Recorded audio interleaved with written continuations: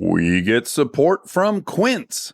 So we've been talking about Quince a lot lately, and as we head into fall, it's the perfect time to reset your wardrobe with their amazing pieces. I think it's so fun to do when the seasons turn over to just spruce up your wardrobe with a couple specials, and Quince is the place. Totally. We're talking organic cotton, Mongolian cashmere, tailored chinos from just $60. Premium fit and quality you'd expect from a luxury brand designer. I love Quince. You know, I like it understated and subtle, and I like stuff that has high quality. And Quince checks all those boxes. I love a lot of stuff from Quince. Honestly, they have incredible premium denim, which is very important for fall. It's pretty much all I wear in the fall is denim. And Quince has such a good selection of quality denim. Their stuff is so versatile, timeless, and built to last that you just grab every single day without thinking. Right. And all of that for 50 to 80% less than similar brands. They go direct to ethical factories, cut out the middlemen, so you get all that quality without overpaying for it. We love that. And they do way more than clothes. They have bedding, cookware, bath essentials, travel must-haves, same deal, and great quality. Upgrade your everyday. Download the Quince app for app-exclusive offers or go to quince.com/dax. Get free shipping on your order and 365-day returns. Now available in Canada and the UK too. That's QUINCE.com/dax. We get support from Skims.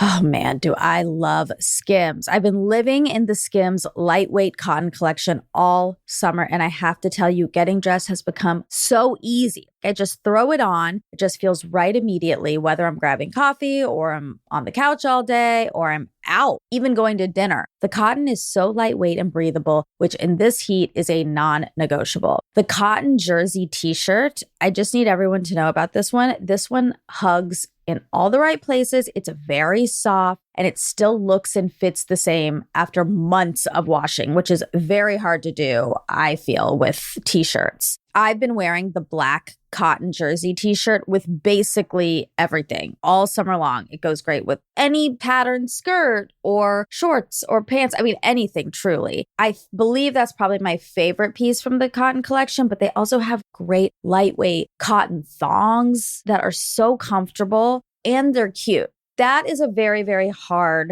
mix to achieve, especially with undergarments. I feel if you can find some that are cute, but also comfortable and do the job, that is a win. And Skims has really, really figured that out with the lightweight cotton collection. Shop Skims Cotton and all of my favorite pieces at skims.com. After you place your order, be sure to let them know we sent you. Select podcast in the survey and be sure to select Armchair Expert in the drop-down menu that follows. This episode is sponsored by BetterHelp.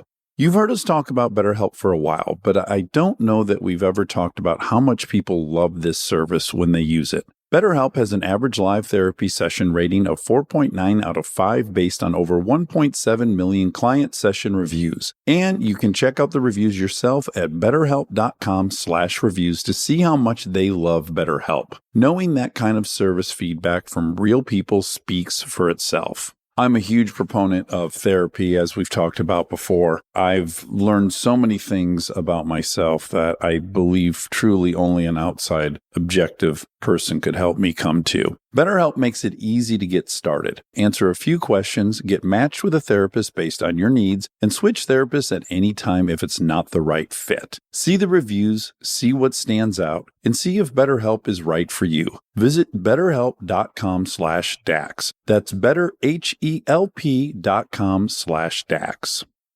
Welcome to Armchair Expert. I'm Dan Shepard. I am joined by Monica Mouse, but she's just not here in this hotel room with me where I record this intro on a work trip. We have an incredible bonus episode today with Jennifer Eberhardt. Jennifer Lynn Eberhardt is a social psychologist who is currently a professor in the Department of Psychology at Stanford University. Jennifer received her PhD from Harvard University, joined the faculty at Yale University in the Psychology and African American departments, and later joined the Stanford faculty in 1998. Her work highlights the negative impact that racial bias can have on us and provides clear direction on what we can do about it. Amid unprecedented inequality and growing polarization around the world, she is enlisting science in the fight for equal justice. Please check out her new TED Talk, How Racial Bias Works and How to Disrupt It. Please enjoy Jennifer Eberhardt. He's an armchair expert. He's an armchair expert. He's an armchair expert. Jennifer, you're busy, you're a professor, and I have to imagine with everything that's going on right now that you're even extra in demand. Is that accurate? That's accurate. Okay. Now, you live up in San Francisco?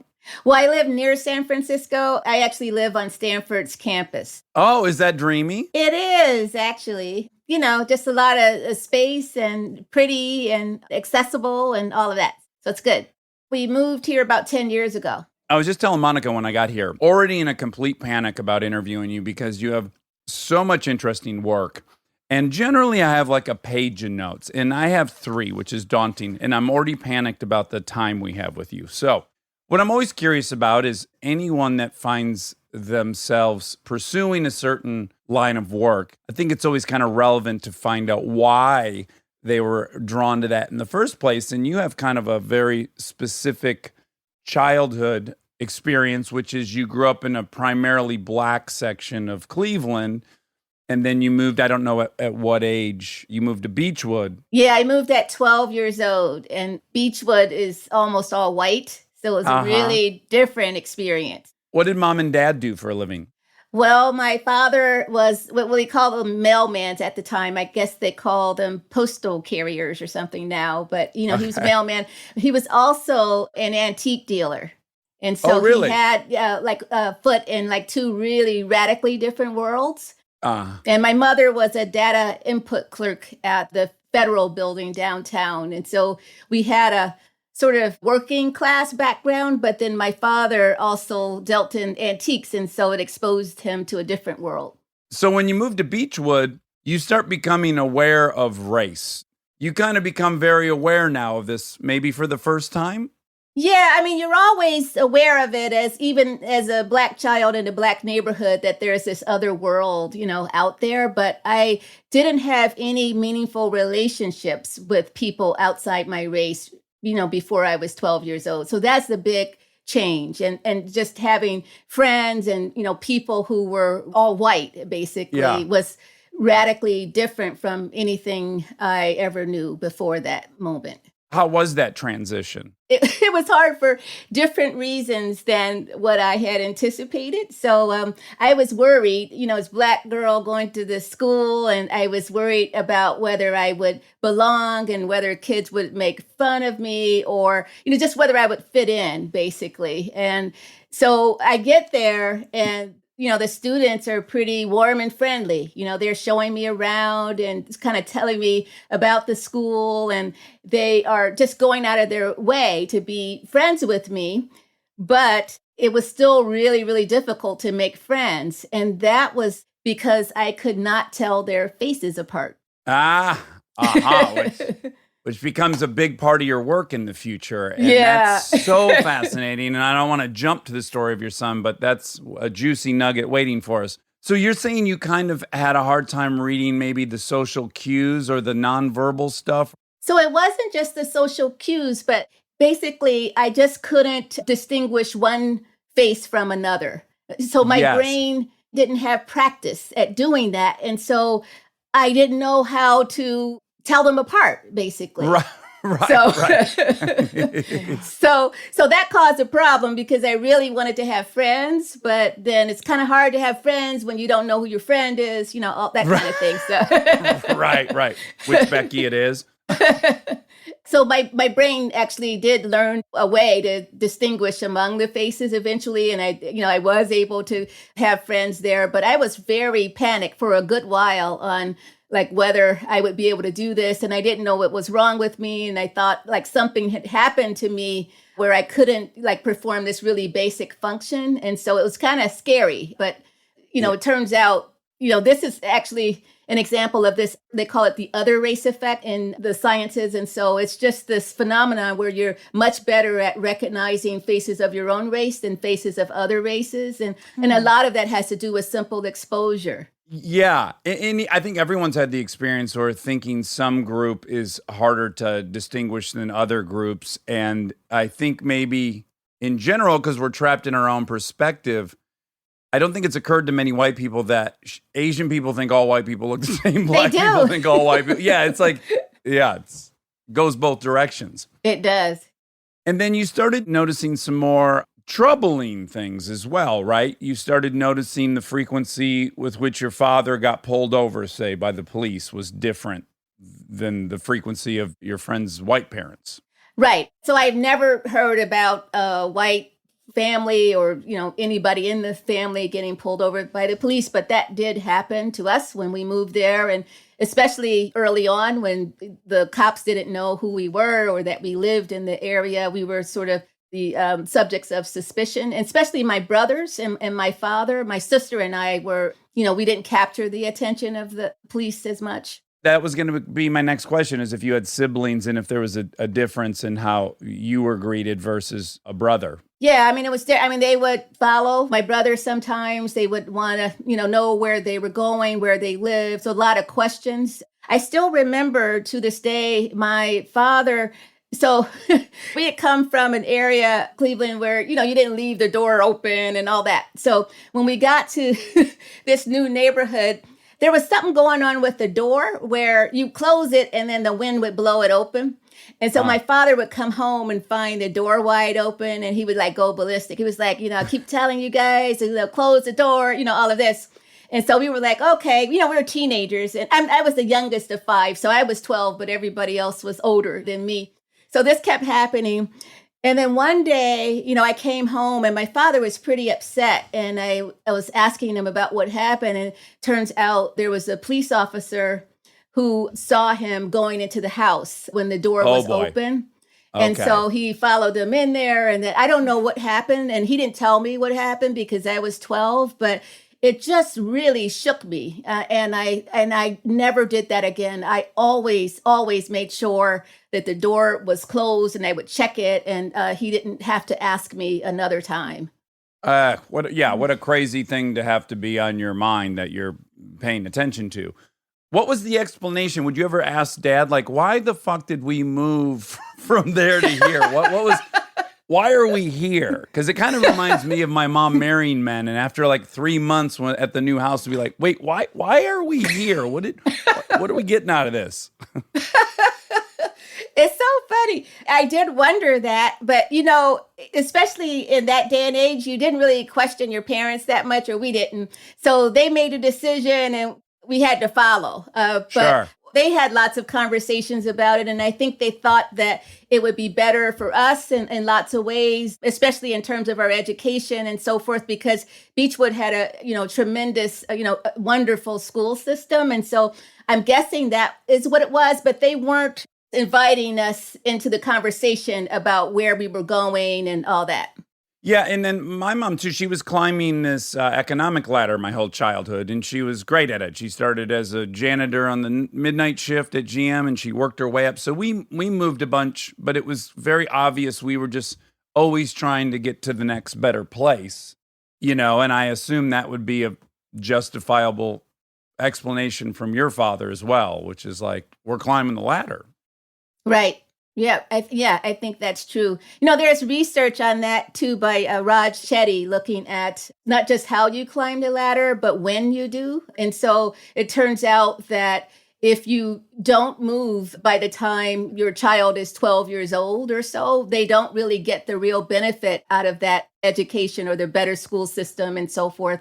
So I was exactly at that age when we moved, and I did benefit in a big way. Now, did your older brothers have a harder time with that? Maybe didn't benefit as much? I think so. Yeah. Yeah. Okay, so you end up going to the University of Cincinnati, and then you ended up going to Harvard and getting your master's and your PhD. And now I am curious about this. How do you distinguish social psychology from sociology? How do those things differ? Well, it's just the unit of analysis that differs, but a lot of the topics are similar. So sociologists and social psychologists, say, are interested in social inequality or racial inequality in particular. but we go about it in different ways. Like sociologists are more likely to look at institutions and, and systems and focus their attention there. Social psychologists straddle between the two. So we're looking at social institutions and so forth, but we're looking at how that affects the human mind. So The individual. Yeah. So how does the social world have an impact on the behavior of the individual? So you bump into, I guess, Ralph Richard Banks at Harvard, or you somehow come into contact with him, and you had been in elementary school with him? Yeah. I assume back in the first childhood home. Yep. Okay, so you guys bump into each other at Harvard, and are you both like, look at us, we're both here? Was there some kind of kinship in that shared experience of going from A to Z? Yeah, huge kinship there, because it's kind of cool to run into somebody who knew you when you were a little kid, right? And so It was so funny though, because Rick remembered me immediately, and he said I hadn't changed very much. But I did not remember him. I mean, I remembered who he was, but I couldn't recognize him. At the time, when we were little kids, we grew up during the Black Power movement, and everybody had afros, and I had like an afro puff that I would wear to school, and he had this big blowout. And so when I met him again, all that hair was gone. And so that's why I didn't recognize him right away. Well, unfortunately, I do know that he's bald because of the story with your son that is again forthcoming. But yeah. So you guys meet there, and then do you fall in love there? You end up getting married, which I think is very romantic and wonderful. I gotta imagine you're also fish out of water in a pretty big way, right? That experience is a unique one, I'd imagine, and there must have been some comfort in having a similar experience there. Yeah, for sure. Yeah. Harvard was a great experience in terms of the exposure to all these people, and to, it was an amazing place. But I often felt like it wasn't a super welcoming, place for me. It was hard for me to get my footing there. I always felt like I just didn't have the same background as other people, and didn't always have the same experiences that they had, and so forth. So I was a little bit of a fish out of water to some extent. Yeah. Did you try the fake it till you make it approach, or did you own all those insecurities? Were you able to communicate those? Yeah, I owned them, and it kind of set me on a path where I was constantly looking for a home on campus. And so I would take classes in African American studies, and I would take classes in the Graduate School of Education. And I was always trying to figure out where I was going to stand, or, where I was going to sit within the discipline. And so that was hard. Yeah. Your postdoctoral research starts at the University of Massachusetts. Is that accurate? That's accurate. Yep. Okay. You'll find that a lot of stuff on the internet is inaccurate, and I constantly have egg on my face because I'm like, you're not married to an Olympic skier? Okay. That's interesting. How'd that get in there? But your first bit of research is on the topic of stereotyping and intergroup relationship. And you specifically, you start exploring this term stereotype threat. So as a postdoc, I did that, yeah. But that was with Claude Steele, and that was here at Stanford, actually. Oh, it was? Mm-hmm. And he wrote Whistling Vivaldi, right? He did. And I know you I like love that book. It's an incredible book. He's a great person, too. He's still in the psychology department here at Stanford, so we're colleagues. Yeah, we want to have him on too at some point. We'd love to. Oh, you should. He'd be great. Yeah, call him up. Get him in the room. Yeah, his work, it just, took the field in a whole new direction in terms of our understanding of what it's like to be a target of bias.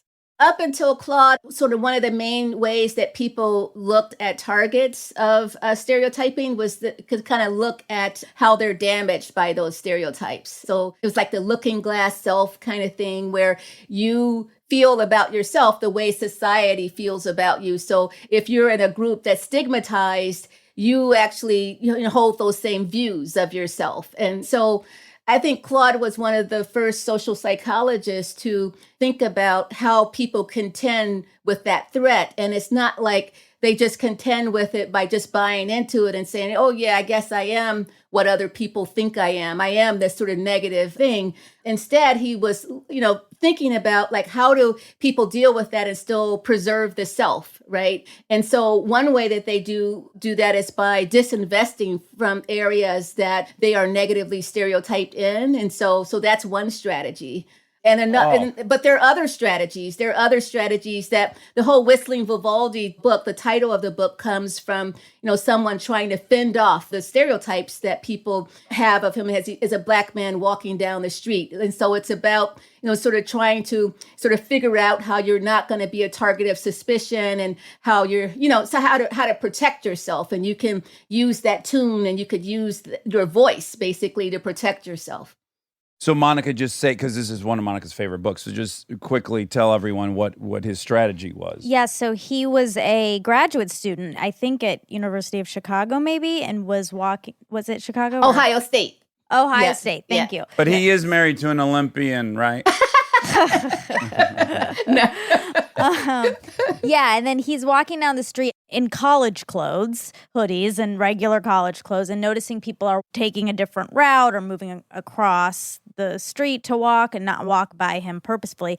So then he started whistling Vivaldi, and people stopped walking across the street because they were taking in, oh, this is someone educated. This Right. is someone who, not even educated, but like knows Culture, immersed in white culture. Right. So he's less of a threat. Now, I have to imagine it would be fascinating for you to be studying this topic and how people internalize stereotypes. Then it must cause, when you go home at night and lay in bed, to start doing an inventory of your own experience and how maybe you've internalized those stereotypes. So I'm wondering, A, did you recognize that? And B, what were the specific things you're like, oh my God, I've limited myself because I've bought into this? Right. I mean, this is relevant to the question you just asked about Claude Steele's work. I mean, why it was so revolutionary is because he was able to show that you can still be harmed by a stereotype without necessarily buying into it. Just the fact that you're contending with it can actually change your behavior. So he did these studies where he would give people a challenging test, a standardized test, and he would present that test as diagnostic of intellectual ability. And when he did that, you saw a gap between how Black students and white students, how they would perform, right? So the Black students would perform less well. But then he would take that same test with the same problems on it and then present it as a test that was about creative problem solving skills, and that it wasn't diagnostic of intellectual ability at all.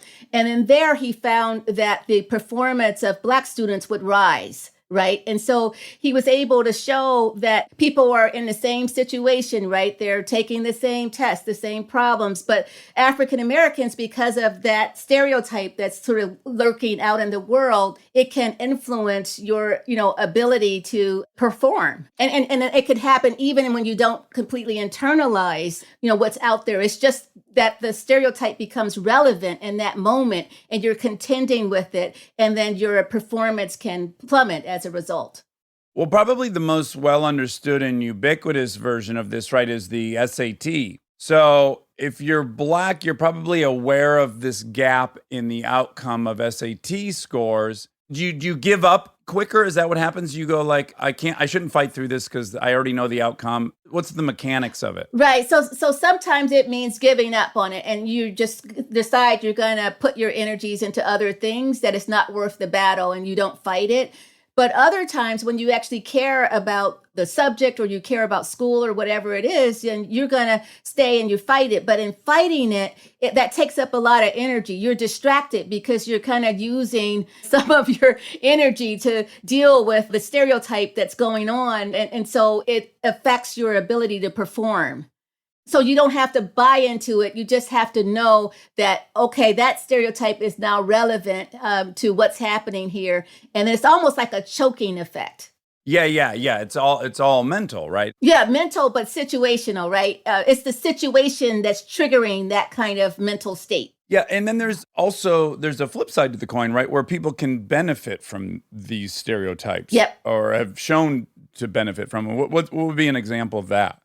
Nalini Ambady and some of her colleagues did this work at Tufts University, where they were interested in the role that different social identities might play in stereotype threat. So they had Asian women take a math test, and either they made salient their Asian identity just before the math test, or they made salient their gender identity just before the math test. And they found that, when they were thinking about themselves as women, the performance dipped. When they were thinking about themselves as Asian, the performance arose. And so the same person, right? But just how you're thinking about yourself matters for what's going to happen and how those stereotypes affect you.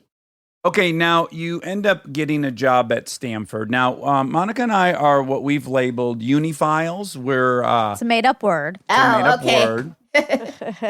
But we're disproportionately impressed with universities, even though neither of us attended one. But of the elite ones, we find ourselves really liking Stanford the most because it feels like it. Yeah, it feels like there's like some anarchist kind of creative rhythm to it. In addition, like hippie vibe. Yeah. Were you thrilled to find yourself employed at Stanford? Yes, and just there is like a East Coast, West Coast kind of thing going on, where when I was at Harvard, everything was steeped in tradition, right? And so you did certain things in certain ways because that's the way we've always done them, kind of thing. And then everything was like steeped in history and all of that. But on the West Coast, and especially in Silicon Valley, where Stanford sits, everything is forward looking, so everybody, it's all about innovation, right? It's all about sort of how big you can dream. So you get to a place like this and it just feels like liberating. It's exciting because you can have these ideas and then find support for those ideas. And nobody's saying, well, you can't do that. And then even there's like a little subtle thing that you might blow past you is just, in a school that is revering its history, and then as a Black student, you're recognizing, well, I'm not a part of that history at all. Yeah. That's just one more little subtle thing. Like I'm at a place that just worships this dense history, and we're not represented in that history. So I can't really celebrate this school in the fashion that maybe other people are. Yep, that's right. That's right. Okay, so at Stanford, you become a co-founder of Spark, which is social psychological answer to real world questions. And through this work, you kind of illustrate the consequences of racial associations in criminal justice, education, and business. And this, I imagine, is where you're launching into what becomes your really profound work and most of your big contributions to this field. So, implicit bias. This is the area I want to spend a lot of time in because I think the reason it's dicey is that it runs the risk of sounding like an excuse. But I want to be very clear, it's not an excuse. I think it's relevant to recognize your biological biases so that we can control for them or transcend them. But I think first we have to recognize them. A lot of your work deals with some of the biological components of bias. Mm-hmm. And that we are kind of as a species, right? We're engineered to recognize in-group. Right. We're engineered to also recognize out-group. And that becomes a fundamental issue we have.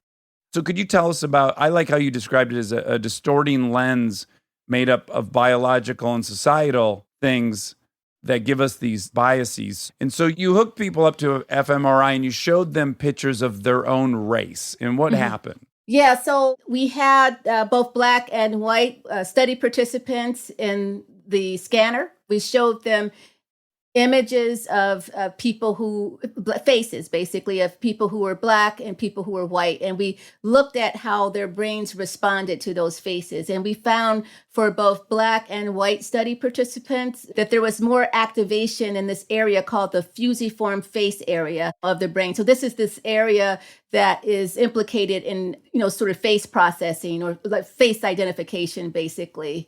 So it was one of the first neural imaging studies to look at how the brain was responding to faces of the same race or faces of different races. So there's a way in which there's a biological component to it, but that doesn't mean that it's hardwired, right? We're kind of getting that response because of who we're exposed to, how the world is structured. This is an example of race as a social construct having a real effect on how our brains are operating. Yeah, because no one's doing any processing. They're not thinking through anything, right? They're seeing an image and you're seeing activity. So we know that there's like no one's steering that. It's kind of happening. Right. So was there more activity when it matched your race? That's right. Yes, for both both. black and Right. white. Yeah, we think it generalizes, but we only looked at black and white participants here. And we found outside the scanner, that activation in the brain correlated with their ability to remember those faces later. So if you saw like a big difference in the brain between remembering same race faces and faces of other races, we also found that those same participants were less good at recognizing those faces or picking out the faces that they saw in the scanner versus those they didn't see. So it's related that, this neurological thing that we found in the brain is actually related to a real behavior outside the scanner. And also, I just want to throw into this conversation that one of the very predominant theories on why Homo sapiens sapien as a primate became so intelligent is the fact that we live in these, multi-member groups. It takes a lot of computing power to recognize faces and to be able to memorize everyone's face and who's alpha and who's gamma, all this stuff. We commit a lot of energy and a lot of computing power to that because Right. we're so social. So there's just a lot happening in that area. Yeah, it's a lot happening, and categorization is a big part of it. So, you need to categorize people into in groups or out groups and what have you. And so these categories help us to make sense of the world and to try to exert some kind of coherence and control, over the stimuli that we're bombarded with all the time. And that's true not just for people, but we have categories for cars and furniture and just everything, right? And that's how our brains function, is through this categorization. But that categorization and the bias that categorization seeds, it allows our brains to make these judgments quickly and accurately and so forth. By doing that, by making these split-second decisions and by categorizing in this way, they extract this heavy toll on us, right? Because now we can't distinguish. That was my issue, right? When I went to Beechwood and I was at this school, I just saw white faces. One white face, another white face, another white face. Like I just had that broad category. Yeah, it wasn't individual. It was you were seeing the group as a whole every time you looked at an individual. Yeah, That's right. And it just took me some time to figure out how do I see them, right? And so any stereotypes that I had about that group that could get triggered just from the categorization. So it wasn't until my brain kind of caught up to this new experience that I was having, and I was eager to figure out what to do, that I could really see them as individuals. Yeah, and to make it really, really elementary, I'm just pointing out the utility of it, which is, let's say you only met black folks. The first white guy you meet, he immediately burns your hand with a lighter. Odds are the next time you see a white guy, you're going to be a little hesitant because your one experience with this group now that you've categorized as one thing, Right. you're going to have some fear associated with. Animals that sting or you name it, right? That's the Right. function of it Right. originally. Yeah. And so you couldn't tell that, okay, it was John who burned my hand, it was just this guy, in this category who did this. Yeah. So our brain can take us down roads that are sort of ineffective and harmful and sort of have these categories because they help us to see the world. But in a way, they're the same things that blind us, to that world. Yeah. And did you have anyone in your study that was, say Jennifer, had you only lived in Beechwood, did you have any studies of like a white person that had grown up with primarily black folks or vice versa? And did it change the outcome of that MRI to support the kind of nurture side of it? So this was a long time ago. I have to think back to all of that. But yeah, I think generally African Americans are better at recognizing white faces than white Americans are at recognizing black faces. And that has to do with the exposure thing and just the fact that African Americans are a minority, in this country. And, as I got older, I was out in the world and I had lots of interactions with people outside my own group. And so I developed an ability to do that. Yeah. But I think for people who are more in the majority, there's less incentive to do that, and also less incentive because of racial segregation. Like maybe you don't even come in contact with people of other races as much, and so you don't get the practice, and then it starts to shape your brain. So this is really interesting to me because what we're talking about is like how the brain is affected by history and policy and how we live, right? I mean, we live in segregated spaces because of the policies that were enacted historically.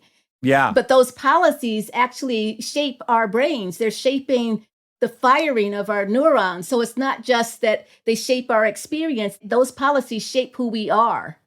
Right. Yeah, the architecture of the brain shifts. And there's so many factors, right? So you have the power dynamic. The white group is the hegemonic group in the country. So you're incentivized to understand them, right? Because they have the keys to your opportunity. That's right. Then you have the exposure. So on TV, it's all growing up when you grew up, and less so when I grew up, and less so now. But certainly, predominantly 90% of your media is going to be all white. So you have some, again, more experience.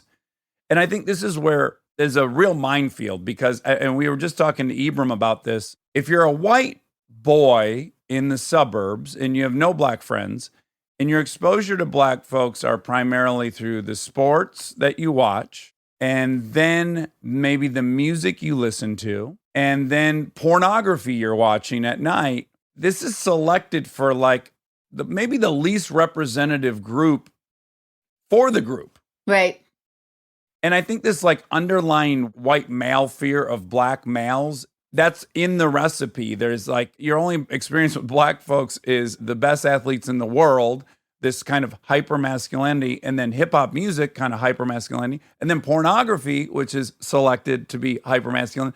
There is the news, which is selectively, which is purposefully, criminality. Criminality. That's there's true. there's this emasculating fear accruing for a white kid with no exposure other than that.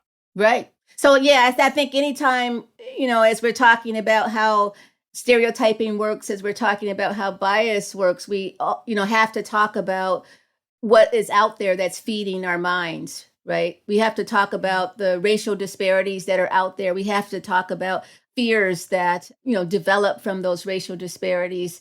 So it's really not just about like who we are as human beings, and this is why we, have bias. It's the world that we live in and the input into our brains. Stay tuned for more Armchair Expert, if you dare.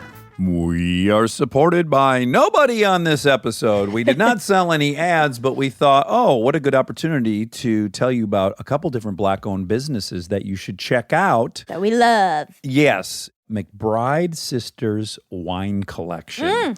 You know how much I like drinking wine. I do it in the morning, in the afternoon. You wish. I don't, but there's a lot of wine consumed in my house by you and the gals. That's correct. And I'm looking at their wine. They got Black Girl Magic Riesling. They have a very interesting story, too, because after their father passed away in 1999, an aunt helped unite half-sisters Robin and Andrea McBride, who had grown up 7,000 miles apart, and the pair quickly bonded over their similarities, including a passion for wine. In 2010, they started the McBride Sisters Wine Collection, which is now the largest African-American-owned wine company in the United States. So, if you like getting boozed up, which I do, try some McBride Sisters wine. Try that Black Girl Magic Riesling. Sounds wonderful. Yum. And then what are you going to tell me about? I'm going to tell you about this company I love called Rayo and Honey. I found it years ago because someone posted on Instagram these like gorgeous pennants that have phrases on them, like affirmations. Okay. And they're so awesome. They also make totes and all this stuff, but I want to get a few for my new house. And it's really hard to decide because they're all so cool. Yeah. This is from the owner. Yeah. Rayo and Honey, inspired by the many written affirmations my mother had up throughout my childhood home and drawing on literature, affirming quotes, and Black pop culture references. I construct pennants in Brooklyn, New York by hand cutting, pressing, and sewing 100% cotton canvas and hand-laid laser-cut felt letters, creating a soulful piece with a timeless aesthetic. They're awesome. Yeah. They're really awesome. Check them out.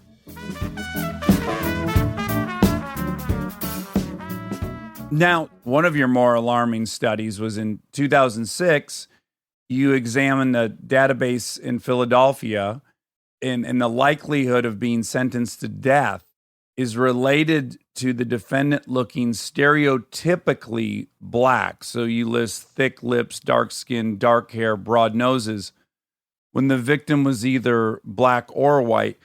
And those who were stereotypically black were sentenced to death 57.5% of the time, compared to 24.4% of the time for lighter African Americans. So not even white, just within, Right. I guess that's kind of colorism.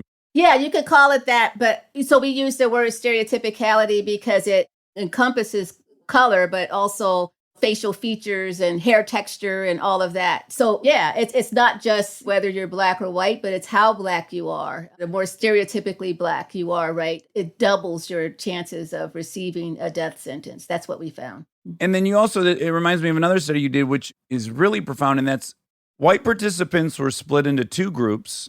In group one, they watched a video clip in which 25% of the images were of black inmates. And in group two, 45% of the images were of black inmates. And they were then informed of strict criminal laws abiding in the state of California, followed by a petition formed to amend the laws and make them less harsh. For group Right. one, so the ones that had only seen 25%, 50% of them signed the petition, Right. whereas only 28% of the people in group two signed it. And that's not even a huge difference in the images you showed them. I mean, Right. that's pretty, That's crazy. that's crazy, right? Yeah, because you might think, like oftentimes people believe, okay, you have these racial disparities in the criminal justice system, and the bigger those racial disparities are, the more concerned people would be that maybe something is wrong with the system, what's going on. So this is the logic here. And I think a lot of people who are activists in the criminal justice space, they want to give people this information and this data about what's happening because they're alarmed by it, right? They're alarmed by the racial disparities in incarceration and so forth. But not everyone is, right? I mean, so some No. people take those disparities and feel like it just sort of reaffirms this belief or this stereotype, this understanding they had of who Black people are. So therefore, they are less likely to sign a petition to make that law less punitive. And so that was the case for three strikes, the three strikes law we have here in California. And then we also did a follow-up study on this in New York City, where we were looking at stop, question, and frisk. And it was the same kind of effect. The more extreme the racial disparities were, the more punitive people were, the more it was that they wanted to see more aggressive policing, enforcement strategies, and so forth. That was a surprise. Someone's at home going, well, hold on though. Oh, well, Black folks are committing more crimes. So this disparaging the incarceration rate is explained in their minds by the rate of crime being committed. Right. Which we can break that apart individually. But before we even do that, this is saying all things are equal. When a Black suspect gets to court, they're going to be convicted at a much higher rate with equal evidence, right? There's a lot of data on that. They're going to get Right. convicted easier than a white person. They're going to get a worse sentence than a white person, statistically. And the children, you did work with the juvenile courts and studied how quickly white jurors are to see juvenile Black defendant as an adult, whereas they will dismiss a juvenile white defendant as youthful mischievousness. So there's this propensity for white folks to make Black children older than they are, Right. or more sexual. And then so you have these results that they're pretty undeniable, right? Statistically, it's pretty black and white that it's not fair once you enter the system. Just parsing out the crime rate aspect for a second. It's much different, right? Right. To that acknowledging that there's a disparity, in the crime rate shouldn't make you less concerned about bias, right? It should make you more concerned about bias, because disparities are going to strengthen the association, that people have between race and crime. And so that can lead you to make decisions, right, that rely on that association rather than that individual suspect's behaviors. And it could also lead you to be less empathetic, right, to people who simply look like the minority of people who are committing crime.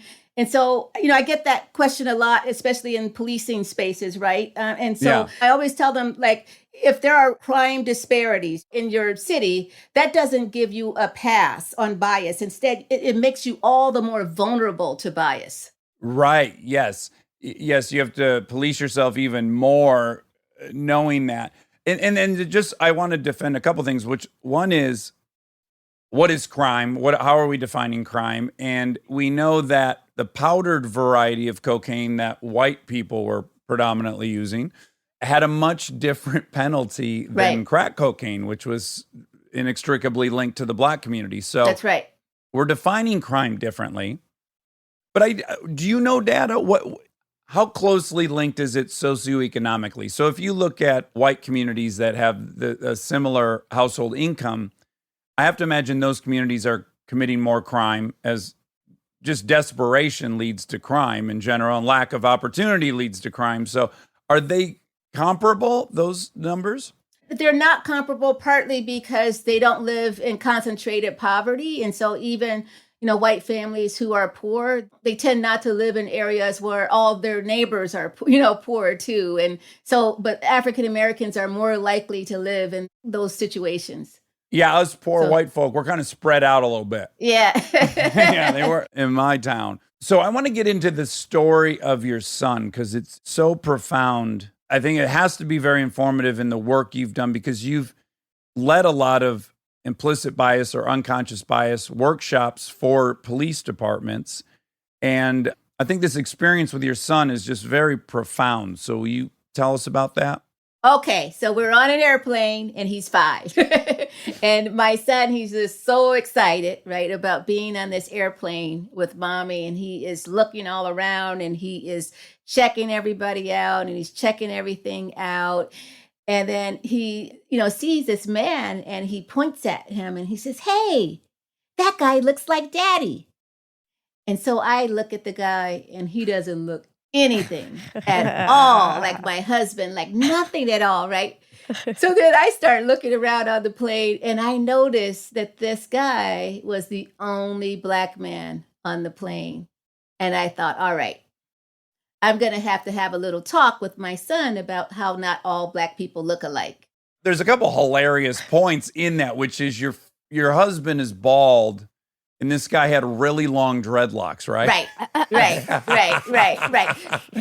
Much different height, different weight. Everything. Yeah. Everything was. So I decided I was going to give it a shot because, kids see the world in a different way from adults. And so I thought, well, maybe he's seen something, right? There's some resemblance there that I can't get. And so I looked at his height and his weight and his skin color and his facial features. And I looked at his hair and, he did. He had long dreadlocks flowing down his back, and my husband shaves his head. And I'm like, all right. So I turned to my son and I'm like, okay, you're going to get the talk. So I'm already giving him the talk about how not all black people look alike, right? And so before I could say anything, my son, he looks up at me and he says, "I hope he doesn't rob the plane." No. And I said, "What?" I said, "What did you say?" He says, "Well, I hope that man doesn't rob the plane." Oh, and I boy. said, "Why would you say that? Daddy wouldn't rob a plane." And he says, yeah, I know. And I said, "Well, why would you say that?" And he looked at me with this really sad face. And he said, "I don't know why I said that. Oh, I don't know why I was thinking that." Mm. I- We're living this such severe racial stratification that even a 5-year-old can tell us what's supposed to happen next. And wow. that's, what would you say your leading causality for that is television?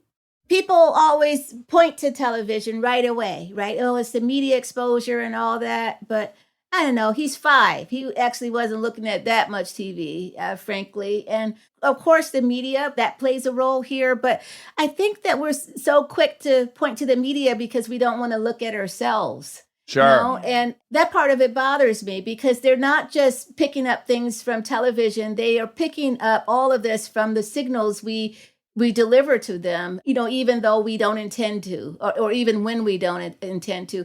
I have another son. When he was in the first grade, he came to me and he said to me, he said, "Mommy, do you think people kind of have a different feeling about Black people than they do other people?" And I said, "Well, what do you mean?" He says, "I don't know. I just feel like there's just something different there and how people look at Black people." I asked him to give me an example, and he thought about it, and he said, "Well, remember we were in the grocery store the other day, and there was a Black man who came in." So this is a grocery store in a mostly white neighborhood. He says, a Black man came in. He says, "I noticed that people kind of stayed away from him a little bit." And he was really into Star Wars then. And he was saying it was like he had a giant force field around him. And so people were like staying away. And then he said when this man got into the line, he said his was the shortest line because people weren't getting in line behind him. And so he had picked all of this up. And I'm just shopping and and I did notice the man coming in the store, but I didn't pick any of that up, right? Yeah. And part of it is just, I'm used to it, I think. It's white noise now, right? It's all in the background. It is. And then I asked him, "What do you think it means? Why did they do that?" And he thought about it and he said, "I don't know." He says, "I think it's fear." And I thought, wow. Yeah. A first grader can get to that, not by watching TV, but just by watching how we move through the world and how people react to us as we do. Yeah, it's such a humongous motivator for people, fear, right? I mean, it's got to be the strongest. Yep. Okay, so the story about your son brings up a question I've been wanting to ask someone who actually knows this topic and not just my armchair expert theories on stuff, but I think a lot of people would imagine that if a police force was made up entirely of Black officers, that would ensure that there'd be no more racism. But I can't imagine that's true, right? Because of so many factors. A, what you just said, which is you're internalizing that, even if you are Black. And then secondly, I think the in-group, out-group dynamic of joining the police and then that being your ultimate in-group, I feel like that can supersede your other group identity, perhaps. Right. So would it cure everything to have all Black officers, or would we have slightly less issues, or would it be dramatically different? What do you think? That's hard to answer because there hasn't been a whole lot of research on it. People often will say, when there are problems, when there's a lot of conflict between community members of color and the police, that you need to hire more Black officers. But there's not a lot of data on it to actually track it, to see if that's effective, to see if that is causally, related to fewer officer-involved shootings and fewer stops and fewer, all of this, fewer racial disparities. And so we don't really know. The other thing about that is there's a way in which police departments have their own culture. They have their own policies and practices and so forth. And so I think you have to get at the root of that, not just sort of changing who the people are, because people can come in to the police department, not really even have a lot of bias. But then they develop that bias from the work that they do and the kinds of interactions they have and so forth. I'll never forget, I met a man once who was from Germany, and he came to the US and just got a job at a police department. He wasn't even aware of all the racial dynamics in the US and kind of how that would play out and so forth. But he was policing in an area that was a pretty diverse area. And pretty quickly, he said he could feel his mind shifting, and he would start to feel fear when, there was a Black man and he couldn't see that man's hands, and he wanted to know, where his hands were. And he's looking around to make sure he didn't have a gun and, all of that. And he said he developed it, and it was almost became like an automatic sort of triggering kind of thing because of the work that he was doing. So I think this sort of dream of changing the people, but not changing the institution, and then also not addressing the racial disparities, I think you'll start to have some of the same kinds of problems that we have now, frankly. Well, and we already touched on it a little bit, but we're such social animals that we do adopt whatever culture we find ourselves in, even if we're kind of unaware of it, right? The Yep. power of the group, and again, all of our hard wiring makes us want to stay in line with that group. And so, yeah, the culture Right. could override the individual pretty quickly, I would imagine. Right, the culture, the social norms of that culture, right? If you're in a world where you don't have strong egalitarian values, even if you hold those values yourself as an individual, you start to shift, you start to move in line with what's going on around you. We're social beings, so situational conditions can either trigger bias or it can muffle it. And when you teach these bias workshops with the police, what are you telling them to do? Because I think it would probably be useful for all of us to have some checks and balances in our head. I think all of us could use some tools in making sure we're fighting back against that implicit Right. bias. So what are some of the tips you give police that we could all benefit from? Yeah, I mean, so we know as social psychologists a lot about the sort of situational triggers of bias. So we know when you're forced to make split-second decisions, so you have to respond quickly. That sort of elevates the possibility that you're going to respond with bias. We know that when you have subjective standards that you're using to evaluate other people, that's more likely to lead to biased decision making than if you're evaluating others with more objective standards. Can you give us a concrete example of that? Let me step back and just give you an example. So I and a number of my colleagues at Stanford, we started working with the police department here in Oakland, California. We were working with them on various reform efforts, and the task at hand was to help them to make fewer stops of people who were not committing any serious crimes. This was an issue where you get pulled over, huge racial disparities in who gets pulled over, but then, there's no real safety violation, really. It would be more you get pulled over because of, you had a license plate light that was out and that kind of thing. Yeah. And sometimes those kinds of stops, they call them pretextual stops or equipment stops, those kinds of stops, huge racial disparities there and who was getting pulled over because they were pulling people over to kind of check them out, to see what they were up to. So there was a suspicion there, right, that you don't have as much with white drivers. So what we did was to, sort of introduce a question on the form that officers complete when they're making these kinds of stops. And that question was, is this stop intelligence-led, yes or no? In other words, did I have prior information, prior intelligence to tie that particular person to a specific crime? Okay. Right. So they now have to ask themselves this question, and it's kind of a mandatory question, right? So what happens when they ask that question is first you slow down, right? And you're thinking well, why am I considering pulling this person over, right? So it causes you to change your mindset. Not only do you slow down, but you're now forced to use evidence of wrongdoing, so more objective standards you're evaluating people by rather than your intuition about who's up to no good. Right. Yeah. Because you always hear cops saying they got to trust their instincts and listen to their intuition. I'm not a cop. I'm very sympathetic to what a gnarly job that is. Right. I have to imagine they're right. I don't know what the percentage is, but certainly they're probably right. Their intuitions probably saved them at some point. Yet so often it's not. It must be a hard thing to navigate. Right. When to listen to your spidey senses and when to recognize it's just this bias.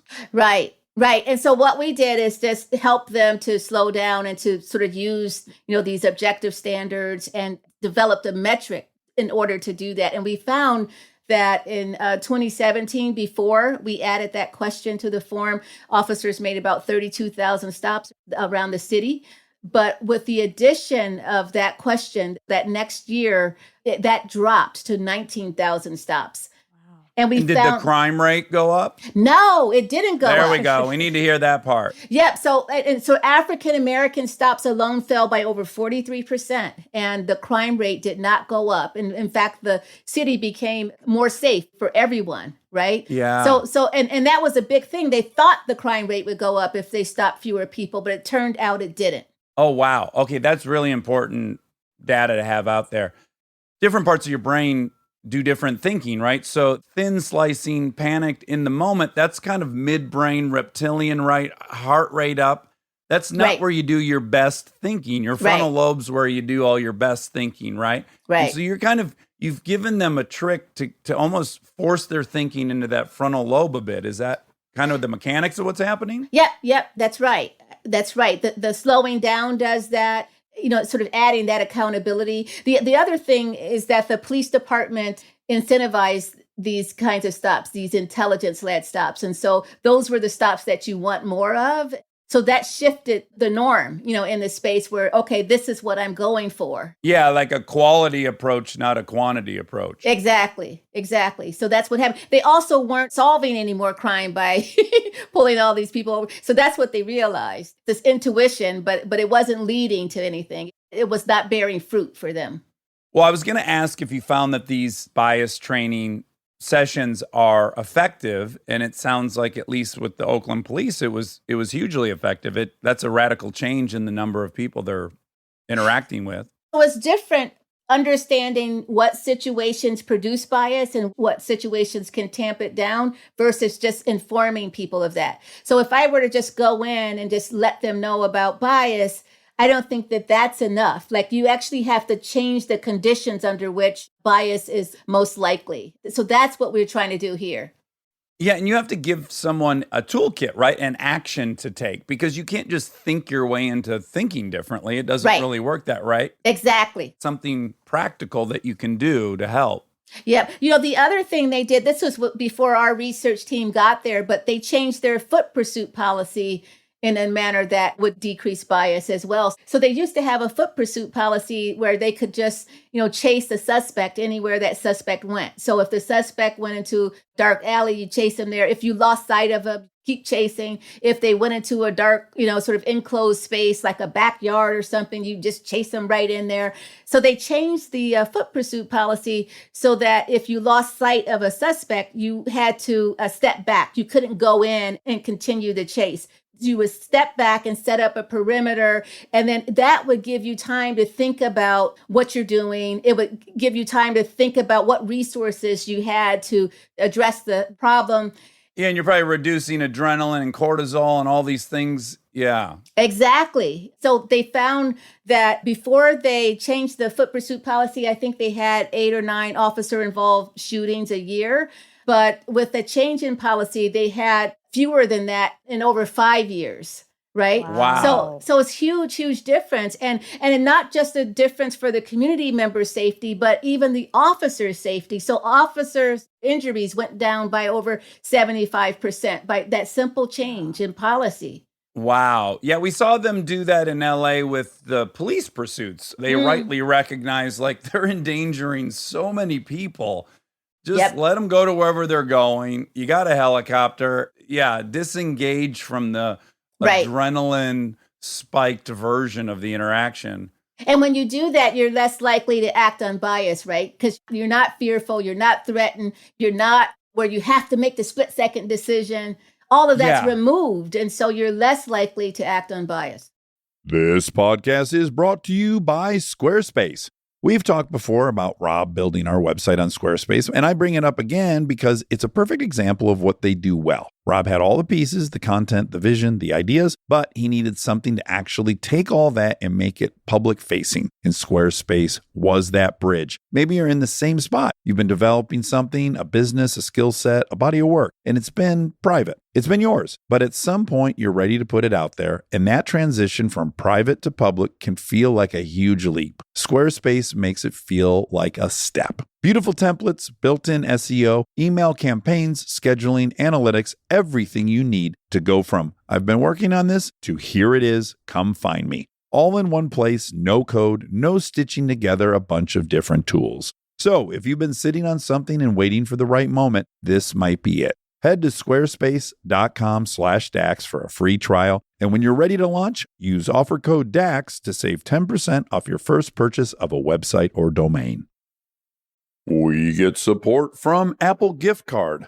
Back to school is here, and for many, that means some big life transitions. Whether they are heading into a new grade or setting up a dorm for the first time, you want to give them something that actually supports their growth and success. Apple Gift Card is a versatile solution because it takes the guesswork out of gifting. It's not just about a new pair of AirPods for focus. It's about giving them the invaluable chance to choose the digital tools and subscriptions that suit their unique journey. They can use it for productivity apps on the App Store, movie nights on Apple TV, or extra iCloud storage for all those new memories. With Apple Gift Card, it's so empowering to give the students their freedom to allocate their own resources. Celebrate their new academic chapter. Visit applegiftcard.apple.com to celebrate their milestones and gift one today.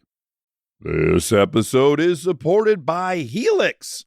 All right, let's talk about something we both really care deeply about: sleep. It's the most important thing. I've had my Helix mattress for years now, and I genuinely think it's one of the best investments you can make for your home. Mine still feels just like it did when I first got it. Well, that's the thing. It's not one of those mattresses that caves in after 6 months. These things are built to last. And I'm a side sleeper. I ordered a side sleeper and I get hot, so I have cooling. And I can't tell you how much more comfortable it is to be in there, not sweating and tossing and turning. Cooling is really important. I've read that you're supposed to sleep a little bit cold.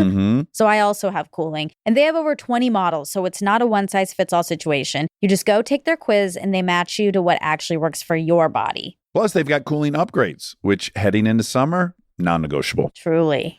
Go to helixsleep.com/armchair for 20% off. That's helixsleep.com/armchair for 20% off. Make sure you enter our show name after checkout so they know we sent you. helixsleep.com/armchair.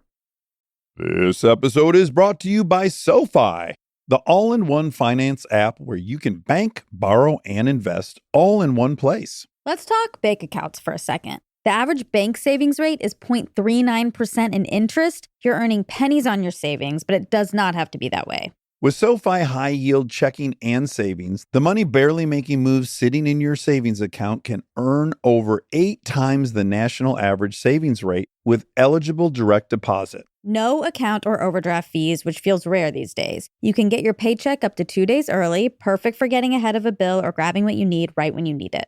Plus, get up to a $300 welcome bonus when you sign up with eligible direct deposit. Sign up for SoFi checking and savings at SoFi.com/armchair. SoFi checking and savings is offered through SoFi Bank N.A., member FDIC. Terms apply. I think one of the things this topic suffers from is the crime rate has dropped, right? It has Right. dropped for 30 years precipitously, and there's a lot of different people trying to explain why that's happened. Right. And there's probably no true consensus, and it's probably a multitude of factors. Right. You had the Freakonomics guys attributing it to Roe v. Wade, right? You have all these different explanations for it. But one thing I'm sympathetic to is so often they know that, I don't know, let's arbitrarily, 50% of the crime in any given city is happening on these 5 blocks. They're like, well, half the crime is just happening in these 5 blocks. So we should police these 5 blocks a lot. And the conventional wisdom is, so the more often you stop people, the more you can interact, the more you might find a gun, you can take that off the street. There's a little chicken and the egg thing going on, and I don't know who goes first, and I don't know, maybe we can do them all simultaneously, but clearly we know the cause of crime, or one of the big contributing factors, right, is this loss of opportunity, the education level, the health rate. All these things are contributing factors, and we most certainly have to be addressing those and cleaning those up. But I can see where those areas with high crime have to be policed. The people that are not committing crimes must be protected, all these things. So what are your thoughts on that kind of pickle? Yeah, that's a great question. And I think one of the reasons that Intel-led intervention, if you will, worked is because they actually, had other better crime fighting tools to work with. And it wasn't simply policing by area. Because that has its own problems, right? Even in high crime areas, the majority of people are not, they're committing crime. And so, yeah, so above 90% are not committing crime. Yeah, the vast majority. And so then why would you have it be space-based? Because then you're harming all of these other people who just happen to live in that space. And so what you want to do is like focus on people who are actively engaged in violent crime. And so that's what Oakland has done through their ceasefire program. So they focus on people who are actively engaged in crime, but they do it in a way where you're, not simply removing and arresting them, but you're actually trying to work with them. You're trying to, reach out to them and sort of take them away from like gang activity is normally what's Before they're driving in the handcuffs. Yeah. So you give them an out. And then when you do that, other people in that gang and, people around them know they're the subject of focus, right, by the police. And so they let that person go in a way. And so then it frees them up to have the opportunity to make other decisions. And so they bring people who can help with various needs that the person might have. Maybe it's an issue of not feeling they're able to find employment, especially when the unemployment rate was pretty high. And so It's double for black young males as it is for white males. Right. Yeah. Right. So then they would help them with that, or they would help, so they would give them the support that they needed to actually get out of that the cycle of violence. Yeah. Yep. And I guess it's a hard thing in general in our country. We have a hard time adopting prevention policies, right? Yeah. Because they're kind of theoretical. They're not proven yet. And you're asking people to make kind of a leap of faith. And I think so many of our problems, race being among many, that we tend not to put any resources into prevention. But law enforcement's very costly. I think in LA, I think we read is it $6 billion, the budget maybe for LAPD? We know that the reaction side of the equation is quite costly. Right. And we don't seem to have a huge appetite to experiment and try some preventative measures. But I have to assume, like most preventative measures, they're way cheaper at the end of the day. I agree. Is there a department that is a model department that people should be kind of stealing their playbook? Is Oakland a model department now, or are there any model departments? It's hard to say. As soon as you say there's a model department, something happens. Yeah. And then they're not so much anymore. But but there are a lot of departments out there. They're doing good things, and they have all kinds of reforms that they're trying. And one of the departments that people point to a lot, especially recently, is Camden in New Jersey. So they basically kind of just fired everybody and started over from the ground up. And they, developed a whole sense of what they should be doing and what policing was about that was different from, what they were doing before. So less so the sort of warrior mentality, more so, that you're a servant of the people. And so it's a lot more community oriented and so forth. And so there are strategies that work. There's a lot of work on procedural justice right now. A lot of departments have those kinds of trainings where it's the same idea where you're trying to shift, your focus on not just fighting crime, but also developing a real relationship with the public, with the community that you serve. And you can do that at the level of the interaction, right? You can do that when you stop someone. You can listen to their voice, make sure, give them time to sort of tell their story, that you can, treat them with respect. So there are all these kind of rules of thumb, that officers in police departments across the country are learning about how you build trust with the public rather than eroding that trust. Because you've interfaced so much with police departments in your work, I have to imagine you have a sense of that culture more than the rest of us.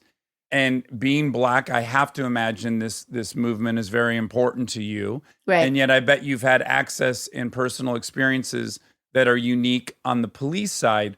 So what can you tell us about having witnessed both perspectives? I would imagine both sides of the equation could use some help. Yes, for sure. There are not enough reforms that involve bringing, police and community together. Oftentimes, even the trainings that I mentioned, like the procedural justice training, there's implicit bias training. There are all kinds of trainings, out there that police departments are trying in an effort to reform.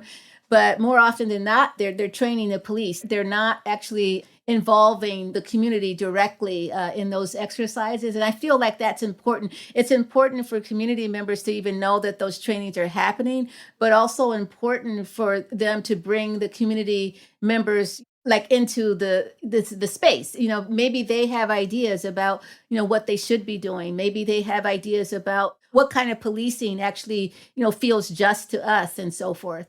So as police departments are creating, practices and policies and so forth to actually know what that feels like to be the target of that practice or that policy is important information to have. And police departments don't always have it because there's no like real mechanisms for that. So I think that's an issue for sure. And I think when you don't know how police departments work from the inside and you don't know what reforms are working, then all you see is sort of officer involved shootings or these things that the world sees. And I feel like what we want to do is to take actions that are evidence-based and to embrace strategies that we know will work. And sometimes what you think is going to work isn't always the thing that really works. I'll give you an example of that with the implicit bias trainings. So a lot of people call for those trainings to happen. It's important. And so the police departments want to show that they're responsive to community members. And then they also want to be able to check that box to say that they've done that thing. If you just offer the training, that's easy. But if you have to evaluate the training, that's different because you don't know whether that training is actually going to move the needle in the way that you want or not. And you only get credit for it, if it's effective. And so these trainings have been going on for years now, and rarely are they evaluated. Yeah.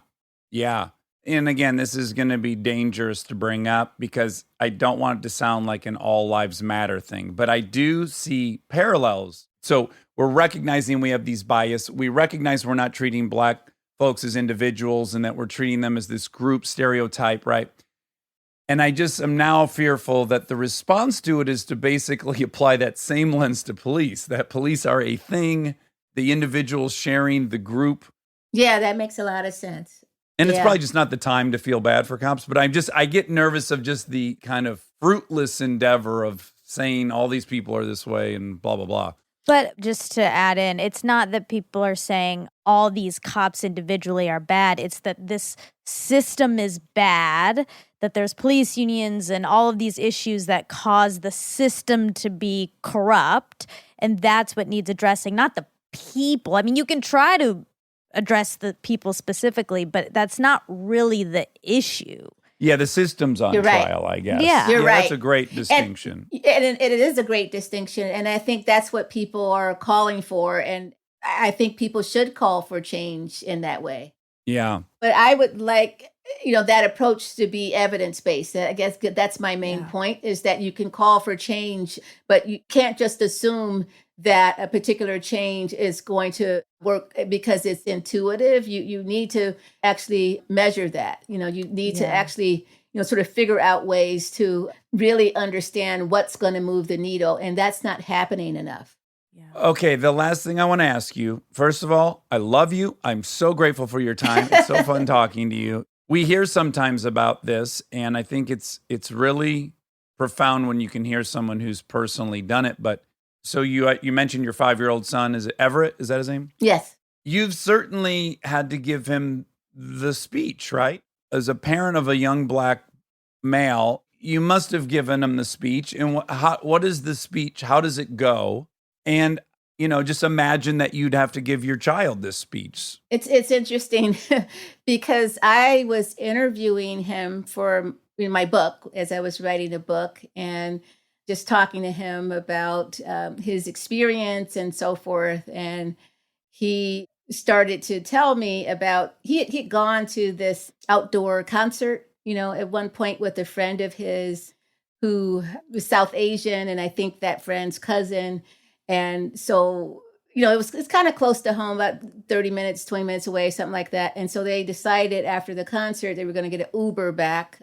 So they got in the Uber, and my son, was sitting in the front seat with this Uber driver who was driving recklessly. So he was driving really fast. And my son said it was just, it was like really scary. Like he wasn't, observing, any rules of the road, right? And he was on the highway and he was just like speeding. And then my son was saying he was really worried, but he wasn't worried as much about the speed as he was about what would happen if a police officer stopped him. And I thought, wow, you felt more safe going, at that speed than you would, and he said yes. So that's when we had the talk, and I said, well, what do you think would have happened? He kept saying, "Well, I didn't want to get detained." And I said, what does that mean? He said, well, he didn't want to end up in handcuffs. And so he just thought like the whole thing could have like gotten out of hand. And then also he's the only Black guy in the car. So he was just had this whole thing running in his mind about what am I going to do? What am I going to do? He wanted the guy to slow down so he did not have to confront that police officer or be exposed to anything that officer, had to give. So that's the point we had to talk. If I were the parent of a young Black male, I would feel so conflicted because part of me that's fearful for their safety would be telling them, man, when that cop comes, you put your hands on the wheel. Like I'd be walking him through the playbook of basically how to surrender. And at the same time going, well, this isn't fair at all. I can't believe I have to pass this on, yet I'm fearful. And it just must be very complicated because I guess I have daughters, so I think a lot about female-male roles, and I'm conflicted with this be aware, be safe. Also, it's not your job to worry about if you're dressed that you're inviting rape. So it's very complex, and I don't want to instill a sense of victimhood, yet I want to instill a sense of awareness and safety. And so I have to imagine it's just compounded that many times over for you and the things you must wrestle with. What advice to give? Yeah, you're right. It's hard. I mean, as a Black mother, it's really hard to say to your 16-year-old, I mean, this is, your child, that these are the things you have to do to stay safe. And it's because you're African American. I mean, it's not just general rules that everybody follows and everybody's treated the same way. And you do feel conflicted in the sense that in having a talk, you're adding to the injury in some way, like, but at the same time, I want my child to live. I want him to come home safe. And so Black women across the country have that talk because of that. That takes precedent. It's one of those things that you can't avoid, especially for me, knowing all that I know, the work that I do and so forth. I know that cops are looking at your hands, and if they can't see your hands, they get really nervous. Right? They want to see your hands. And I know that they get nervous when you start moving. I guess a component of your parenting would have to be letting him know when it's time to stand up and fight as hard as you can. And then what situation you don't have that luxury. You don't have that privilege. So there's going to be times where I want you engaged and to fight it. And then there's times I want you to acquiesce, which is a hard thing to have to tell your young son, I'm sure. Yeah. Yeah. The day before I graduated from Harvard, I got arrested. Really? Yeah. Grand Theft Auto? What was it? You know what I did? My expired registration. It was expired like 6 weeks overdue, and I didn't have the sticker on there saying I had. Well, good. I'm glad they got you off the streets. I can't imagine if I had to drive next to an unregistered motorist. I would be terrified. But it was that situation where I felt like I didn't want to acquiesce. I mean, just the way he spoke to us. I mean, it was so disrespectful. I had never been disrespected like that before in my life. And I'm like, you know what? I was really tired. My friend and I were driving together and we were both tired. We've been like up all night. We had a little catering business going on when we were in graduate school. And so we were like up, like making food and all this. And the next day we had to go and serve it. So we were coming back. This was in the afternoon from this catering gig. And we had been up the whole night. And this guy comes and he's like, hassling us and talking to us like we were nothing. Well, you get the double whammy. You get the Black and the female. So the misogyny too is probably in the stew. So there's that. But I thought my gender was going to protect me. Because you weren't threatening? Yeah, I thought, you can't see me here, but I'm 5'3". Then I weighed 105 pounds. I didn't see myself as a threat. And it didn't occur to me that they would see me as a threat. And I thought I could sit there and, protest. Yeah. And that's what I did. Well, I hear the audio. I'm embarrassed. I've forgotten her name, but it's a chapter of the Malcolm Gladwell book. Sandra Bland. Sandra Bland. Yeah. I listened to that audio and I'm like, this is heartbreaking because this is what I'd want my daughter to say to that officer. Yeah. Like, you do not have the right to do this. You're completely out of line. I don't accept this. And so that's what I think would be so heartbreaking is to have to teach my kid to just take it on the chin. Yeah. And pick another day to battle. Yeah. And I just wasn't having it that day. I'm like, okay. I said, no. I said, I'm not getting out of the car. I'm sitting right here. So he called for backup. And I'm telling you, another cruiser came, and then another one, then another one, then another one. So we were surrounded, my friend and I, by 5 cruisers. For a registration. Yeah. Well, Monica, what if, just imagine how dangerous she is out there without that current registration. Yeah. That was the thing about it, is that I decided I was going to protest, but then the consequence of that was being surrounded, by all these cruisers, and I didn't know what was going to happen. I was afraid at that point. At first, I was just like, I'm not going to take this. And then, but then it changed to fear, when they. Well, again, that's where identity is so interesting and tricky, is like, I have to imagine part of your internal monologue is like, I go to Harvard, motherfucker. You cannot treat, we sell you this idea that you could transcend this sentence by achieving something, but you can't. On the side of the road, it doesn't matter. No, it didn't matter. It didn't matter. And we were in a neighborhood that was predominantly Blacks. I think that was part of it. It was, it was a lot to it. They surrounded us, and then we didn't get out of the car. And so, one of the officers said, well, just pull him out of there, right? So they pulled me out first, and this guy, he picks me up and he body slams me on the roof of the car, not the hood, but the roof. He picked me up, and I, I just lost my breath. I was gasping for air and sliding down the car. Do you start recalculating what the options are? Because I got to say, I've been in situations where I was actually antagonistic because the guy didn't radar the right person, right? So I'm indignant.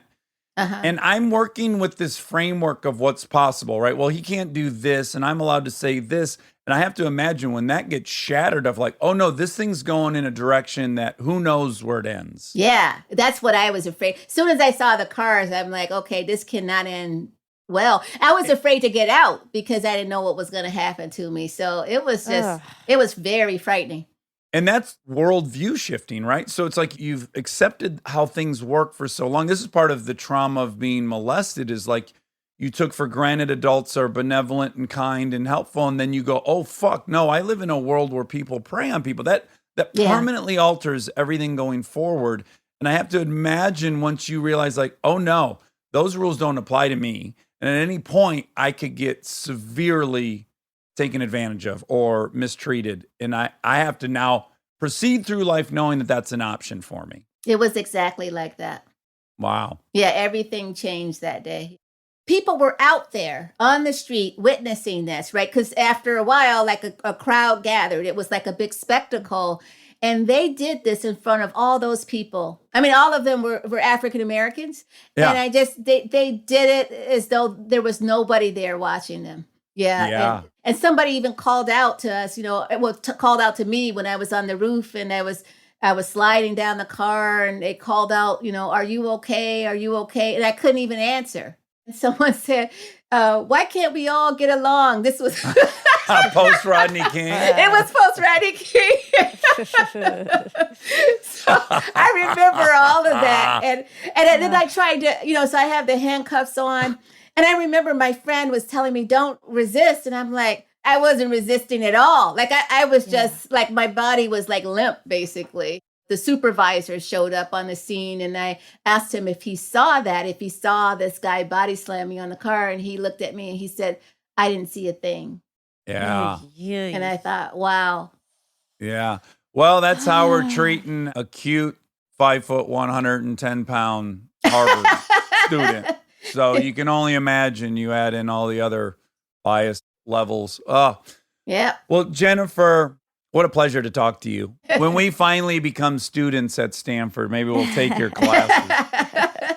Well, Jennifer, thank you so much for your time and your perspective and your work. It's so great to have that data to bring into the argument. It's essential. So thanks for spending your life studying this. Oh, thank you. And it's just thanks for having me. It's been a pleasure. Tell Rick I say hi. Okay. Meet him in the future. All right. All right. Okay. Bye-bye.